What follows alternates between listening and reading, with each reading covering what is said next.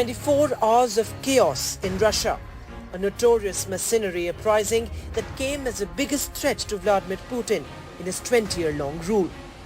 From the man who used to be his closest aide, Yevgeny Prigozhin. The Wagner group's mutiny began with Prigozhin's call for a march for justice, ready to go all the way against the Russian military.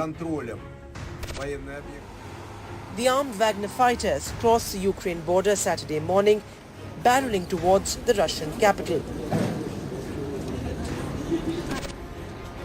At what seemed to be lightning speed, the mercenary fighters soon took control of the key Russian city of Rostov, that houses the country's main military headquarters. With the coup seeming imminent, a defiant Putin appealed for Russian unity, saying that those behind the mutiny have stabbed Russia in the back and that they would have to pay for it.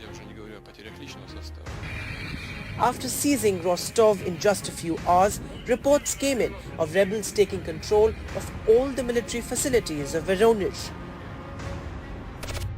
Even as Russian helicopters opened fire on a group of Wagner fighters, the revolt continued to gather pace. In the fast-moving situation, Putin seemed to be overwhelmed by the unprecedented mutiny. But in a dramatic twist, with the rebels less than 200 kilometers from Moscow, the Wagner chief called off the mutiny.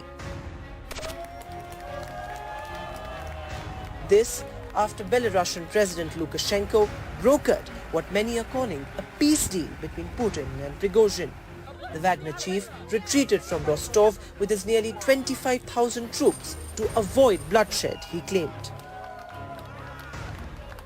In a day of what seemed like total anarchy in Russia, Ukraine says that the mutiny has left Putin weak and humiliated.